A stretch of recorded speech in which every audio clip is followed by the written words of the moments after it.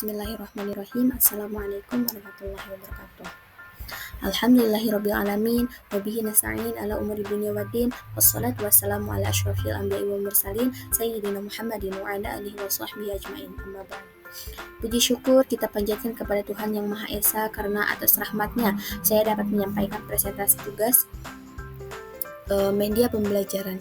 Sebelumnya, perkenalkan, nama saya Mirnawati dari Prodi Pendidikan Agama Islam semester 4B. Di sini saya akan menjelaskan tentang perkembangan dakwah Nabi Muhammad SAW pada periode Mekah. Perjalanan dakwah di Mekah bukanlah hal yang mudah. Banyak tantangan, penolakan, dan penekanan dari kaum Quraisy yang dihadapi oleh Nabi Muhammad SAW. Tapi kaum Quraisy yang dihadapi oleh Nabi Muhammad SAW, dari situlah kita bisa belajar tentang kesabaran, keteguhan, dan strategi dalam menyampaikan kebenaran. Di sini pertama-tama ada kondisi masyarakat Mekah sebelum masa kenabian.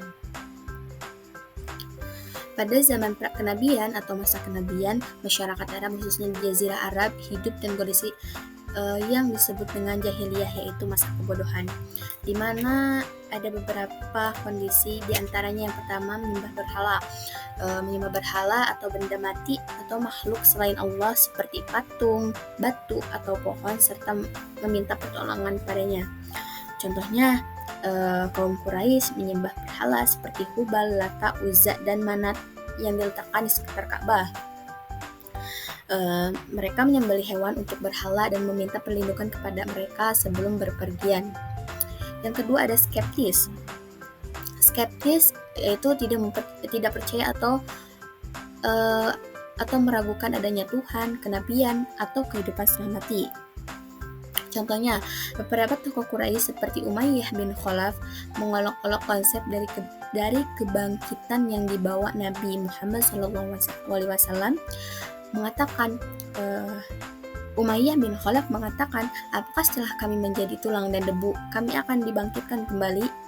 Padahal sudah jelas dalam Al-Quran kita akan dibangkitkan kembali pada hari akhir nanti. Yang ketiga ada mabuk-mabukan, yaitu mengonsumsi minuman keras sebagai bagian dari gaya hidup tanpa memedulikan dampaknya. Contoh, minum khamar atau arak adalah hal biasa dalam pesta-pesta orang Arab, bahkan dianggap simbol kehormatan dan lelaki-lakian, padahal itu minum minuman memabukkan.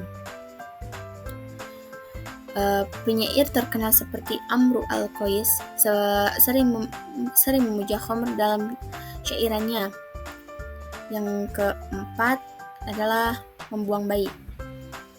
Pengertiannya yaitu mengubur bayi hidup-hidup, terutama bayi perempuan, karena dianggap sebagai aib atau beban ekonomi. Maka dari itu, pada zaman dahulu ketika ada yang melahirkan terus bayinya itu perempuan, maka bayinya itu akan dikubur hidup-hidup. Tapi zaman sekarang tidak ada istilah itu, karena perempuan sudah, karena berkat Rasulullah SAW, perempuan sekarang sudah mulia. Selanjutnya ada berzina, yaitu hubungan seksual di luar pernikahan yang sah. Yang tidak sah. Contoh, zina dilakukan secara terang-terangan tanpa rasa malu. Dalam beberapa kasus, wanita dijadikan sebagai alat taruhan atau transaksi. Yang keenam, ada perampokan atau merampok, yaitu seperti menyerang, merampas harta, atau membunuh dalam perjalanan, terutama kafilah dagang. Biasanya disebut sebagai perompak padang pasir. Contohnya, suku-suku seperti Bani Tamim dan lainnya melakukan perampokan terhadap kafilah yang melewati wilayah mereka, lalu mengambil barang dagangan secara paksa. Perilaku ini adalah alasan utama mengapa Allah mengutus Nabi Muhammad SAW sebagai rahmat dari seluruh alam, untuk memperbaiki akhlak dan mengangkat derajat manusia dari kegelapan moral ke cahaya iman. Sebagaimana dijelaskan dalam hadis, yaitu Innamal bu'istu liutami makarimal akhlak. Sesungguhnya aku diutus untuk menyempurnakan akhlak. Selanjutnya, di sini pada masa itu disebut dengan zaman jahiliyah karena pada masa itu mereka tidak mengenal siapa Tuhannya. Waktu itu mereka tinggal di Jazirah Arab. Jazirah Arab merupakan wilayah padang pasir yang terletak di bagian barat daya Asia. Jazirah adalah padang pasir terluas dan tergesang di dunia.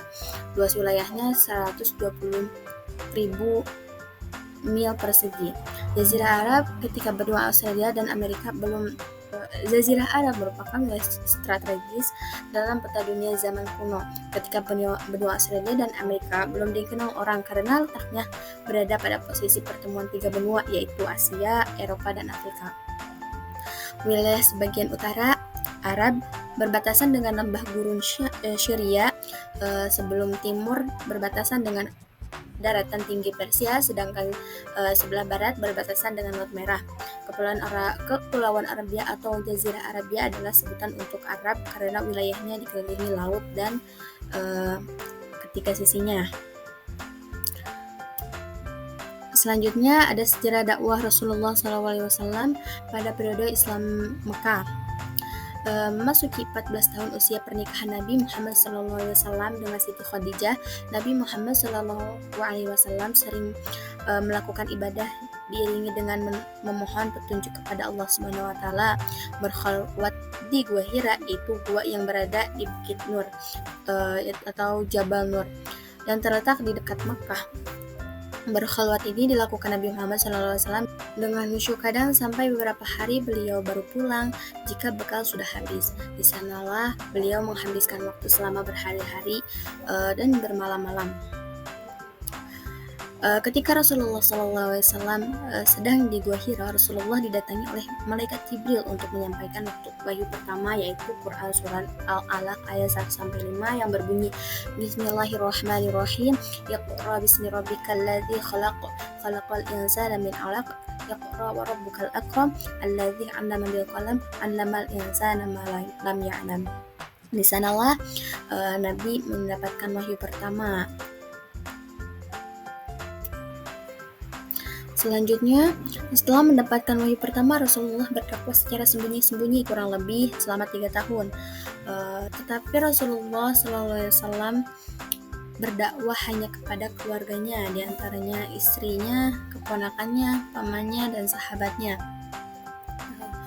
Beberapa orang yang pertama masuk Islam yaitu yang disebut as-sabiqunal awwalun, yaitu yang pertama ada Siti Khadijah, Ali bin Abi Thalib, Sa'ad bin Abi Waqqas, Abi Ubaidillah bin Jamah, Zaid bin Haris, Abdurrahman bin Auf, Abu Bakar As-Siddiq, Fatimah bin Khattab, Utsman bin Affan, Talhah bin Ubaidillah, Zubair bin Awam, Sa'id bin Zahid al-Adawi. Selanjutnya, setelah Rasulullah SAW dakwah secara sembunyi-sembunyi, lalu Rasulullah SAW berdakwah di Bukit Safa secara terang-terangan kepada masyarakat untuk menyembah kepada Allah dan kepada Allah. Allah menurunkan firman-Nya, dan Allah menurunkan firman-Nya yaitu yang berbunyi fasda' bima tu'maru wa a'rid 'anil musyrikin. Yang artinya, maka sampaikanlah olehmu secara terang-terangan segala apa yang diperintahkan kepadamu dan berpalinglah dari orang-orang yang musyrik. Substansi dakwah Rasulullah SAW di Mekah yaitu kerasulan Nabi Muhammad SAW dan wahyu pertama. Yang kedua, ajaran-ajaran pokok Rasulullah SAW di Mekah atau tauhid dan akhlak. Berapa reaksi masyarakat Mekah terhadap dakwah Rasulullah SAW? Yang pertama, ada menerima ajaran Rasul, menolak ajaran Rasul, dan pura-pura menerima ajaran Rasul. Selanjutnya, ada beberapa orang yang menyiksa Rasulullah SAW dan umatnya, diantaranya yaitu pamannya Rasulullah SAW yaitu Abu Lahab. Yang kedua, orang-orang kafir terhadap kaum muslimin. Yang ketiga, siksaan yang ditimpakan Umayyah bin Khalaf dan Abu Jahal kepada Bilal bin Rabah, Khabab ibnu Aris, dan yang lainnya. Di sini juga ada faktor-faktor yang mendorong kaum Quraisy menentang Islam. Di antaranya yaitu persaingan perebutan kekuasaan. Kaum Quraisy tidak dapat membedakan antara kenabian dan kekuasaan. Mereka mengira bahwa tunduk pada Nabi Muhammad SAW berarti pada kekuasaan Bani Abdul Muthalib, sedangkan suku-suku bangsa Arab selalu bersaing untuk merebut kekuasaan dan pengaruhnya. Yang kedua, ada penyamaan hak antara kaum bangsawan dan rakyat biasa. Penyamaan hak antara kaum bangsawan dengan rakyat biasa atau hamba sahaya. Tradisi sosial bangsa Arab mengenal kasta. Tiap-tiap manusia digolongkan ke dalam kasta-kasta. Padahal seruan Nabi Muhammad SAW memberikan hak-hak Quraisy yang enggan menganut agama Islam. Bahkan hamba sahaya bisa lebih mulia dari tuannya apabila dia lebih bertakwa. Allah Subhanahu wa Ta'ala berfirman dalam Quran surat Al-Hujurat ayat 13. Selanjutnya, yang ketiga, takut akan hari kebangkitan. Takut akan hari pembangkitan, agama Islam mengajarkan bahwa setelah hari kiamat semua manusia akan dibangkitkan dari kuburnya. Orang yang berbuat baik akan dapat balasan baik, sedangkan yang berbuat buruk akan mendapat siksaan. Kaum Quraisy tidak dapat menerima agama tidak akan menerima agama yang mengajarkan bahwa manusia akan hidup kembali sesudah mati. Yang keempat, ada taklid kepada ajaran nenek moyang. Di antaranya, taklid kepada ajaran nenek moyang, kaum Quraisy merasa berat untuk meninggalkan agama nenek moyang mereka dan mengikuti agama baru tersebut. Sampai sekarang, ajaran nenek moyang itu masih ada, dan di antaranya di suku Baduy. Yang kelima, faktor ekonomi. Faktor ekonomi inilah yang menyebabkan kaum Quraisy enggan meyakini Islam, karena dalam agama Islam tidak diperbolehkan menyembah berhala, padahal membuat patung adalah sebagai salah satu mata pencarian mereka. Selanjutnya, yang terakhir, ada substansi dakwah Nabi Muhammad SAW di Mekah. Yang pertama, memperbaiki akhlak masyarakat Mekah yang mengalami dekadensi moral, seperti tumbuh suburnya kebiasaan berjudi, minum khamar, dan berzina. Yang kedua, memperbaiki dan meluruskan cara menyembah Tuhan. Yang ketiga, menegakkan ajaran Islam tentang persamaan hak dan derajat di antara manusia. Yang keempat, ada mengubah kebiasaan bertaklid kepada nenek moyang dan meluruskan segala adat istiadat kepercayaan dan upacara-upacara keagamaan. Nah, demikianlah penjelasan singkatan tentang perkembangan dakwah Nabi Muhammad SAW di Mekah. Dari perjalanan beliau, kita belajar arti kesabaran, keberanian, dan keyakinan dalam menyampaikan kebenaran meskipun di tengah tekanan. Semoga video ini bermanfaat dan bisa menambahkan wawasan kita semua tentang sejarah perjuangan Nabi. Terima kasih sudah menonton. Mohon maaf bila ada kata-kata yang kurang berkesan. Saya akhiri. Wassalamualaikum warahmatullahi wabarakatuh.